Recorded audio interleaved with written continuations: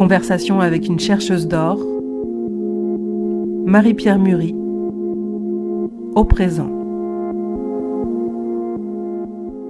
Je trouve que c'est très difficile de me présenter dans la mesure où j'ai l'impression d'avoir plein de choses que je pourrais dire, qui pourraient me qualifier, et ça demande de choisir, et ça peut être difficile. Donc j'ai l'impression d'être un peu une forme de... Je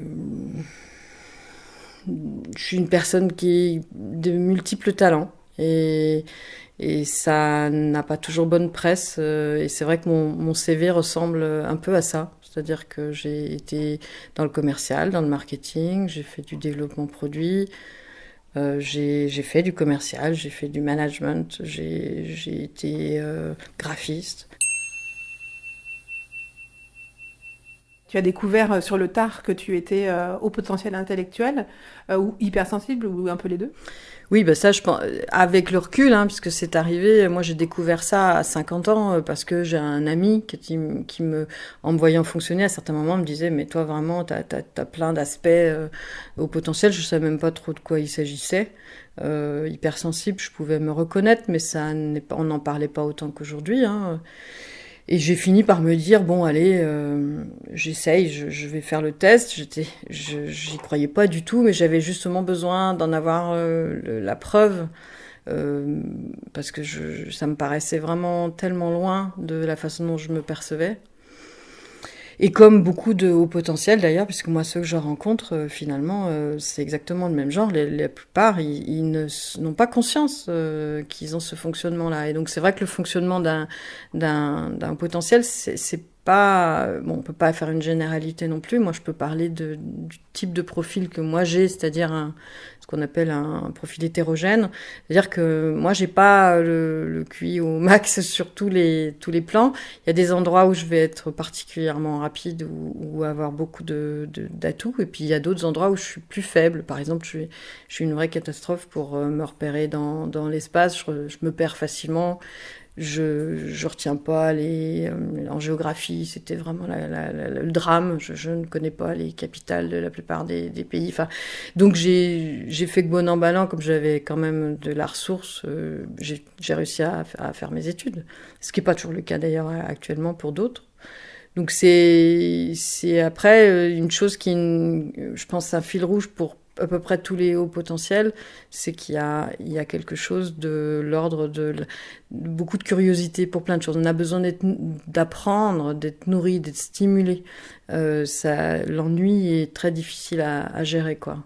Donc moi j'ai aussi cherché à comprendre, à savoir si j'étais au potentiel, parce que j'ai mes filles. J'ai 2 filles et que je soupçonnais fortement, surtout pour la seconde qui était en difficulté scolaire, j'avais vraiment envie de lui permettre de mieux se comprendre. Et parfois, avec des adolescents, la façon la plus simple de leur faire passer des messages, c'est pas de leur parler et de leur demander à eux de faire les choses, mais de soi-même le faire. Donc je l'ai fait. J'ai eu confirmation que j'étais concernée et ça a été je savais pas trop quoi en faire de ça. J'ai même été un peu triste en fait, parce que finalement c'est à 50 ans, c'est tard, quoi. On pourrait dire les carottes sont cuites du point de vue il y a déjà 30 ans facile de passer dans la vie active.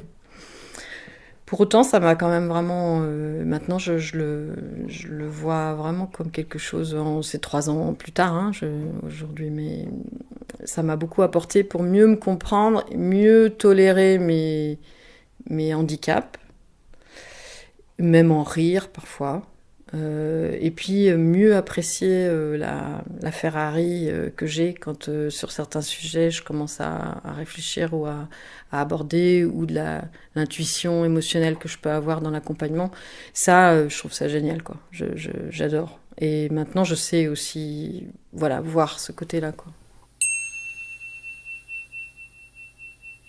Tu as identifié aussi que finalement tu avais accompagné beaucoup de personnes qui étaient concernées par ça qui ne le savaient pas.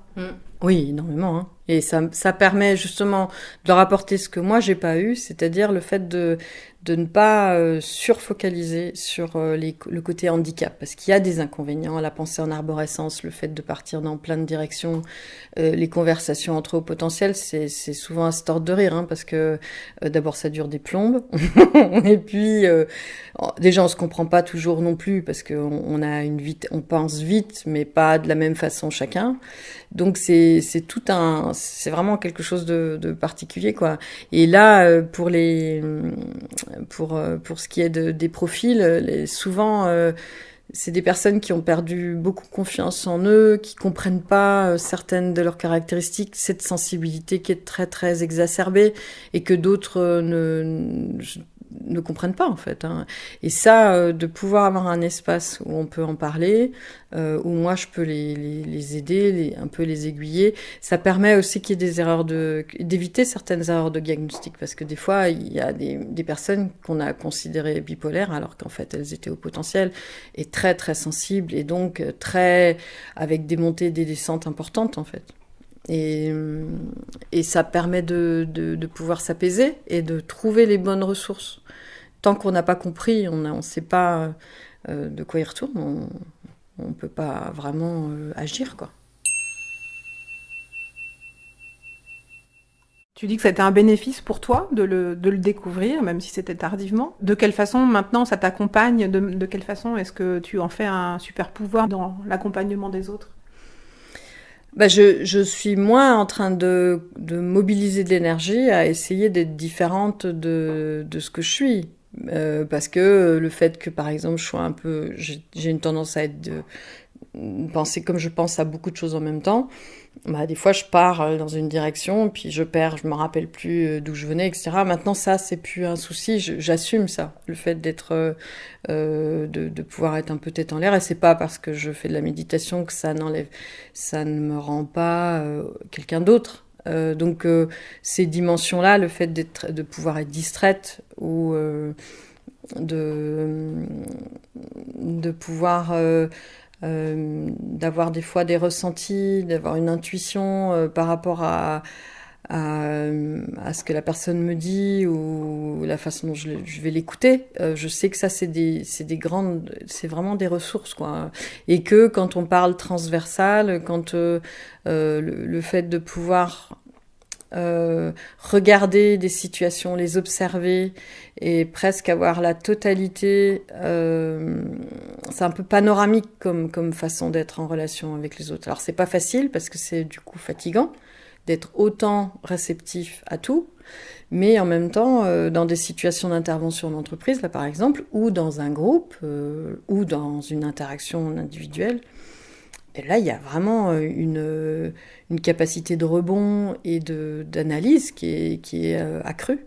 Donc, d'avoir accepté de ne plus chercher à être dans une forme de norme, parce qu'effectivement, il y avait des personnes avec qui j'ai du mal à relationner, parce qu'elles me comprennent pas. Puis moi, si je m'ennuie, ça va pas m'intéresser de parler du dernier potin ou de l'actualité à sensation. Ça m'intéresse de pouvoir parler de choses qui nous passionnent ou de choses sur lesquelles on est en difficulté, de ses envies, de choses où on est engagé, quoi. Ça, je le constate aussi beaucoup chez les personnes autour de moi. Souvent, un haut potentiel, il a une conscience assez claire de ce qui se passe en lui. Il ressent beaucoup, alors du coup, il peut dire, et donc il peut constater, mais ça change rien. C'est-à-dire le constat ne suffit pas. Et moi, j'étais typiquement dans ça, c'est-à-dire je constatais, j'avais l'inconfort du fait que je ressentais des choses, pour moi, ça n'avait pas forcément de sens, mais j'arrivais pas à faire bouger les choses, quoi. Et quand j'ai découvert la méditation, moi, ça m'a simplifié, ça m'a permis de simplifier, qu'on peut pas tout solutionner en réfléchissant. Il y a toute une partie de nos fonctionnements où c'est plus un apprentissage à côtoyer ses émotions que ça n'est le fait qu'il faut y réfléchir pour le résoudre. Conversation avec une chercheuse d'or, Marie-Pierre Muri, au présent.